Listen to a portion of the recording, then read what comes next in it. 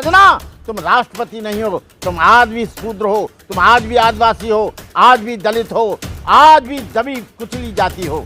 तो मैं कहना चाहता हूं, जो जिन मंदिरों में घुसने नहीं दिया जाता उन मंदिरों में तुम एक बार जरूर जाना, ताकि हमारा हौसला, हमारे आदिवासियों का हौसला वहां जाकर कोई स्वर्ग नहीं मिलेगा। और ये देश मुसलमानों का है, ईसाइयों का है, सिखों का है, बौद्धों का है, जैनों का है, लेकिन जब पार्लियामेंट पर अशोक की मूर्ति का अनावरण हुआ नए पार्लियामेंट पर, तब मात्र केवल ब्राह्मणों को बुलाया गया, किसी भी अन्य धर्म के व्यक्ति को नहीं बुलाया गया। क्यों भाई? ये पार्लियामेंट क्या केवल हिंदुओं के लिए बन रहा है क्या? ये पार्लियामेंट जो है केवल एक जाति के लिए है क्या? ब्रह्मा कुमारी इसलिए विद्यालय में जाता है, वहां पर कोई आडंबर नहीं है, वहां पर कोई पाखंड नहीं है, वहां पर कोई गंदा ताबीज नहीं है, वहां पर किसी तरह का विदेशियों ने बनाया। इसका उपयोग तुम क्यों करते हो? फेंक दो इनको, मोबाइल को फेंक दो, कंप्यूटर को फेंक दो, रेलगाड़ी को फेंक दो, पंखा को फेंक दो, बाइक को फेंक दो, क्योंकि ये सब बाहर के लोगों ने बनाया। तुमने केवल एक गाड़ी बनाई जिसके पहिए ढचर मचर में जाते हुए उनके ऊपर पिटाई होती हो, स्कूल में जाते हुए उनके ऊपर जुल्म होता हुआ, और इतना ही नहीं, घोड़ी पर बड़ा चढ़ाता है तो उस दूल्हे को खींचकर गोली से मार दिया जाता है। ये कौन सा स्वतंत्र भारत? ज्यादा शिक्षा में रहने वाला समाज ये बैकवर्ड और ओबीसी है, लेकिन ये ओबीसी से जो बने बनते हैं ये केवल अम्बेडकरवादियों में घूमते रहते हैं, वही हलवा पूरी खाते रहते हैं। देखिए, शूद्र का, आदिवासी का जब तक यहाँ मनुवाद रहेगा, ब्राह्मणवाद रहेगा, वो अपनी सर्वोच्चता और प्रमुखता बनाए रखने के लिए इन शूद्रों का शुद्धिकरण करता रहेगा। शुद्धिकरण रामनाथ कोविंद का भी किया गया था, लेकिन रामनाथ कोविंद जी को जगन्नाथपुरी के मंदिर में घुसने नहीं दिया गया। ये शुद्धिकरण करके, शुद्धिकरण उनके बंगला का भी किया गया था, अखिलेश यादव के।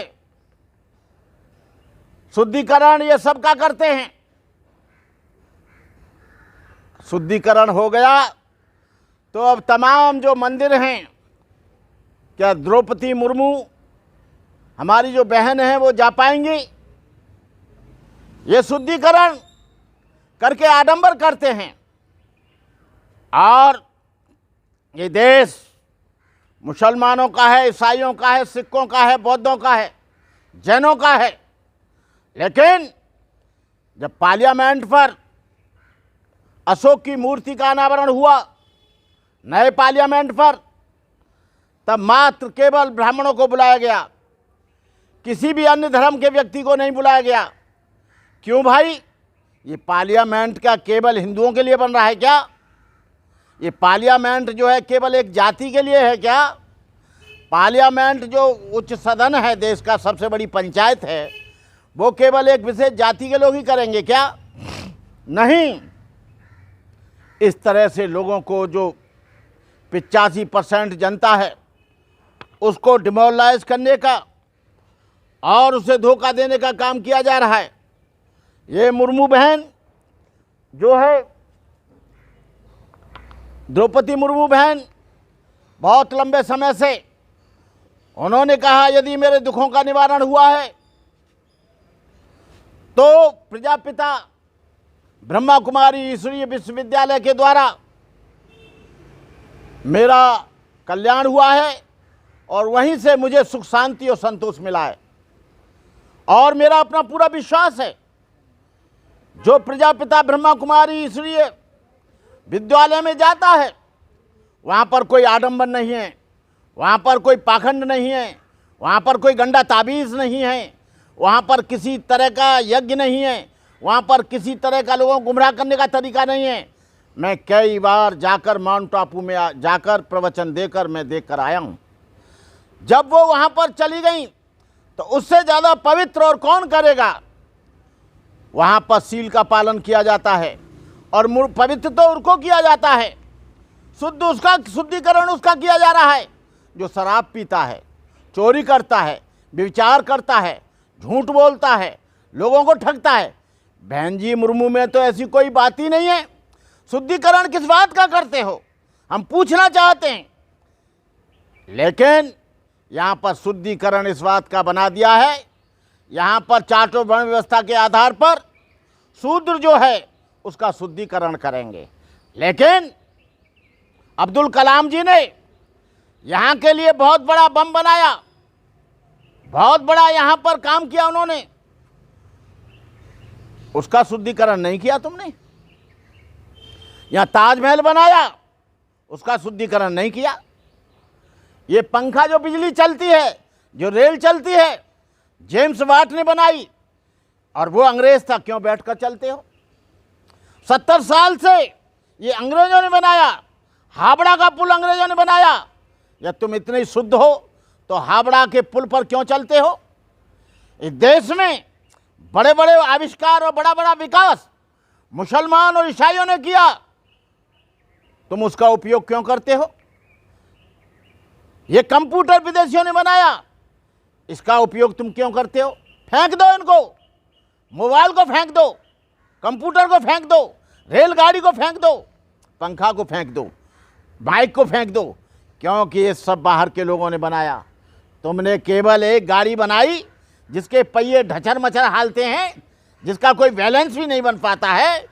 अरे कब तक ये आडंबर करते रहोगे, कब तक ये धोखा देते रहोगे?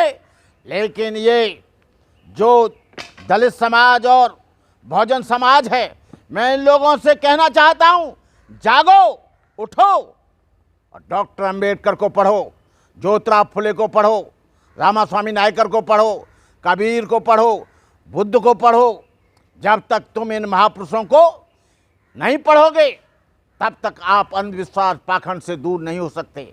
मैंने अभी देखा, कावड़ लेकर बहुत से दलित लोग आए, बहुत से ओबीसी के लोग आए, लेकिन उनको पीट पीट कर उनका भुत्ता बना दिया गया। वो वहाँ पर गंगा जल भरने के लिए गए हरिद्वार, उनको भी पीट पीट कर भुत्ता बना दिया गया। यहाँ पर जिस देश में, जो स्वतंत्र देश में मूंछ रखाने पर आदमी का कत्ल कर दिया जाता हो, स्कूल में जाते हुए मार दिया जाता हो, रास्ते में चलते हुए कपड़े फाड़ दिए जाते हों, घर में जाते हुए उनके ऊपर पिटाई होती हो, स्कूल में जाते हुए उनके ऊपर जुल्म होता हुआ, और इतना ही नहीं, घोड़ी पर बड़ा चढ़ाता है तो उस दूल्हे को खींचकर गोली से मार दिया जाता है। ये कौन सा स्वतंत्र भारत है? ये कौन सा लोकतंत्र है? ये कौन सी समानता है? ये कौन सी बंधुता है? मेरा कहने का मतलब ये है कि तुम जागो। और जब तक तुम यहाँ बैकवर्ड की बहुत हजारों साल से पिटाई हो रही है, लेकिन ब्राह्मणवाद की लाश को ओबीसी और बैकवर्ड हो रहा है। जो आज बौद्ध भिक्षु ओबीसी और बैकवर्ड से बने हैं, उनको काम तो करना चाहिए अपने समाज में, क्योंकि सबसे ज़्यादा भटका हुआ समाज, सबसे ज़्यादा गुमराह समाज, सबसे ज़्यादा कावड़ लाने वाला समाज, सबसे ज़्यादा गंदा ताबीज़ पहनने वाला समाज, सबसे ज़्यादा अंधविश्वास में रहने वाला समाज, सबसे ज़्यादा अशिक्षा में रहने वाला समाज ये बैकवर्ड और ओबीसी है। लेकिन ये ओबीसी से जो बने बनते हैं, ये केवल अम्बेडकरवादियों में ही घूमते रहते हैं, वही हलवा पूड़ी खाते रहते हैं, उन्हीं के बीच में जाते रहते हैं, उन्हीं से चंदा करते रहते हैं। तो मेरा कहने का मतलब ये है इन बौद्ध भिक्षुओं से भी कि समाज को जगाने का काम करो। मुर्मू बहन, आप जगन्नाथपुरी के मंदिर में इसलिए नहीं कि वहाँ तुमको कोई मुक्ति मिल जाएगी, इसलिए नहीं कि वहाँ तुमको कोई स्वर्ग मिल जाएगा, लेकिन एक बार तुम हिंदू हो तो एक बार जगन्नाथपुरी के मंदिर में जाकर देखना कि तुमको जाने दिया जाता है कि नहीं जाने दिया जाता है। और नहीं जाने दिया जाता है तो तुम समझना तुम राष्ट्रपति नहीं हो, तुम आज भी शूद्र हो, तुम आज भी आदिवासी हो, आज भी दलित हो, आज भी दबी कुचली जाती हो। तो मैं कहना चाहता हूँ, जो जिन मंदिरों में घुसने नहीं दिया जाता उन मंदिरों में तुम एक बार जरूर जाना, ताकि हमारा हौसला, हमारे आदिवासियों का हौसला, वहाँ जाकर कोई स्वर्ग नहीं मिलेगा। हम नहीं कहेंगे कि हमारा समाज उसमें जाए, लेकिन हम ये जरूर कहेंगे कि आप एक बार जरूर जाइए। डॉक्टर अंबेडकर ने महाकाल का सत्याग्रह शुरू किया।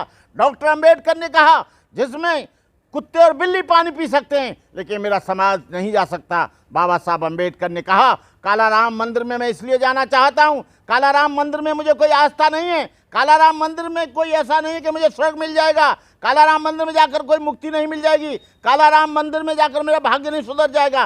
लेकिन मैं इसलिए जाना चाहता हूं कि एक भारतीय व्यक्ति, एक समाज का व्यक्ति, इतना पढ़ा लिखा व्यक्ति उसमें जा सकता है कि नहीं जा सकता है। इसी बात को लेकर मुर्मू बहन मेरा आपसे कहना है कि आप जरूर जाना, जगन्नाथपुरी भी जाना और वो तिरुवनंतपुरम भी जाना और जगन्नाथपुरी भी जाना, सब जगह जाना। देखिए कहाँ कहाँ आपको रोका जाता है, और रोका जाता है उसी दिन आप रिजाइन दे देना। पूरे देश, पूरी दुनिया में ये मालूम पड़ जाएगा कि यहाँ का आदमी कितना हठधर्मी है, यहाँ का आदमी धर्म के नाम पर कितना जुल्म करता है, यहाँ का आदमी धर्म के नाम पर स्वतंत्रता का गला घोंटता है। मैं इन्हीं शब्दों के साथ अपनी बात समाप्त करता हूँ।